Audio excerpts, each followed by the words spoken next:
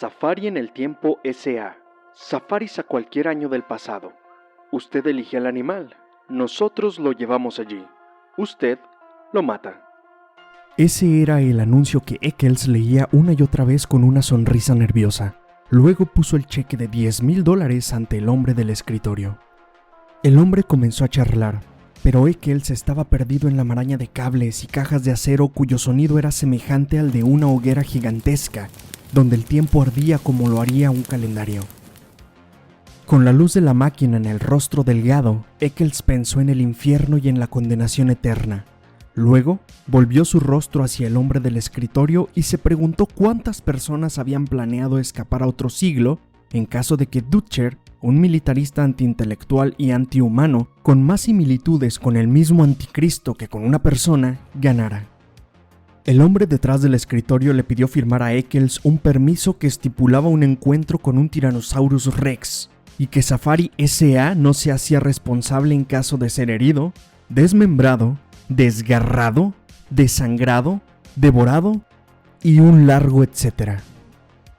El hombre se dio la libertad de agregar que los dinosaurios realmente eran voraces y que ya habían muerto 6 jefes de safari y una docena de cazadores.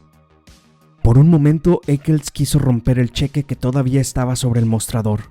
Le aterró viajar 70 millones de años atrás, pero de alguna manera sabía que estaba a nada de embarcarse a una aventura sin igual. Firmó el contrato. Y el hombre del mostrador, con unos rifles en las manos, le deseó suerte y le acompañó hacia la máquina del tiempo de metal plateado que escupía una luz rugiente. Allí estaba Travis, el guía, y lo saludó antes de subir a los asientos almohadillados.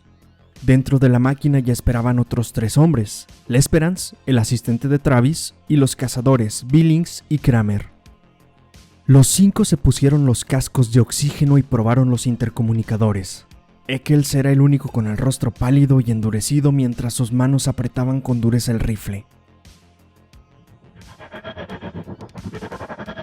Primero pasó un día, luego una noche, luego otro día seguido de otra noche. La luz y la oscuridad se comenzaron a perseguir entre sí, cada vez más rápido, cada vez más violento. Pasó una semana, un mes, un año. Era 2055, luego 2019, 1999, 1957. La máquina rugió y todos desaparecieron. Mientras los años llameaban a su alrededor, Travis les indicó a los cazadores que lo ideal era dejar ciego al dinosaurio por completo para luego disparar al cerebro y matarlo. Hubo una fuerte sacudida. La máquina huyó. Pasaron soles y luego 10 millones de lunas. Eccles se sentía grande en comparación al resto de cazadores de otros tiempos. Él sería capaz de matar a un Tyrannosaurus Rex, un ejemplar que dejaba al resto de presas como perros chihuahuas. El sol se detuvo en el cielo. Travis dijo que Cristo aún no había nacido, que las pirámides solo eran rocas sobre la tierra y que Alejandro Magno, Julio César, Napoleón y Hitler no existían todavía. Luego señaló que afuera habría un sendero flotante de metal a 10 centímetros del suelo cuyo propósito era impedir el contacto directo con el pasado. Las instrucciones no pudieron ser más simples. Por ningún motivo salir del sendero y por ningún motivo disparar contra ningún animal a menos que hubiese sido marcado con pintura roja. La muerte de un simple eslabón, por más pequeño que fuese, podía arrojar al caos y a la destrucción a infinitas formas de vida. Era un efecto dominó de 70 millones de años de longitud, pasando por los hombres de las cavernas y llegando hasta el presente del que venían. Uno en el que Roma tal vez nunca se levantó sobre las 7 colinas, o en el que Europa nunca dejó de ser un bosque oscuro, o en el que la reina Isabel nunca nació, o en el que Estados Unidos nunca existió. Safari S.A. se enorgullecía de su minuciosidad para mantener la línea temporal intacta. L'Esperance, por ejemplo, era el encargado de observar, seguir y marcar animales cuya vida era breve para su posterior caza. Vaya que hasta los 5 habían sido esterilizados y llevaban cascos para no introducir sus bacterias al respirar en la atmósfera prehistórica. Eccles preguntó si se encontrarían con sus versiones futuras en el mismo punto, si ellos ya sabían cómo terminaría la aventura, sí saldrían vivos de la expedición, pero L'Esperance dijo que eso sería una paradoja y que el tiempo mismo se hacía a un lado para evitarlas.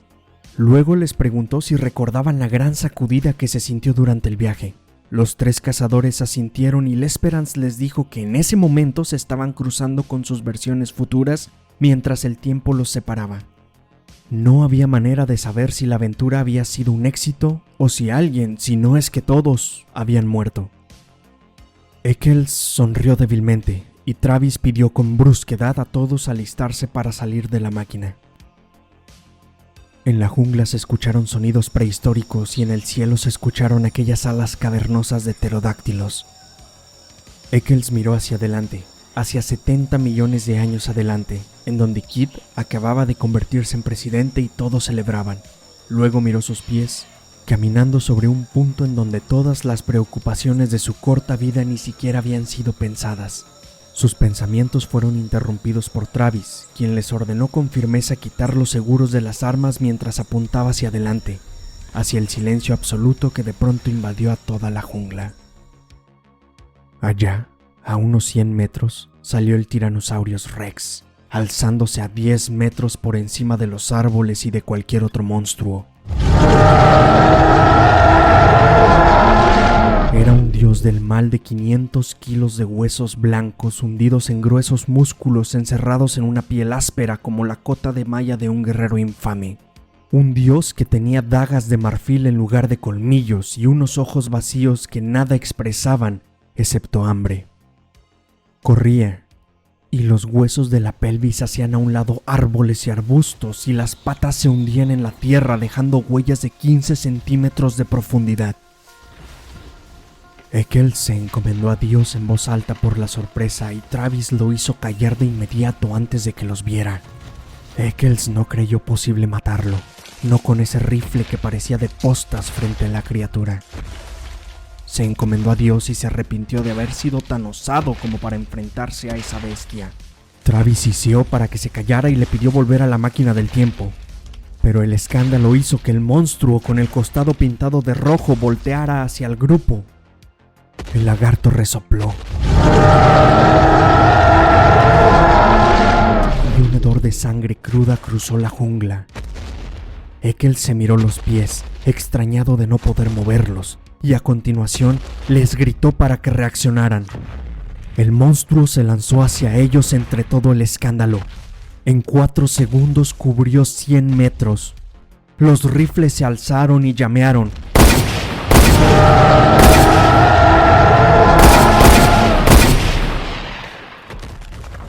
Del hocico del monstruo salió un torbellino que los envolvió con un olor de barro y sangre vieja al mismo tiempo que sus colmillos brillaron con el sol. Las piernas de Eccles lo llevaron hacia afuera del sendero. Sus pies se hundieron en un musgo verde y continuaron su camino, lejos de lo que ocurría atrás. Los rifles dispararon otra vez.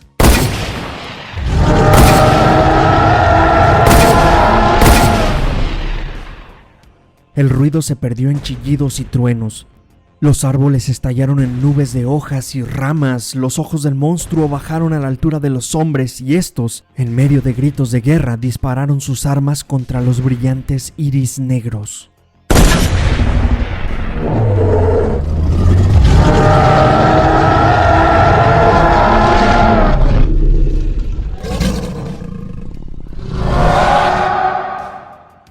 El Tyrannosaurus se abrazó a unos árboles y los arrastró en su caída, torciendo y quebrando el sendero metálico.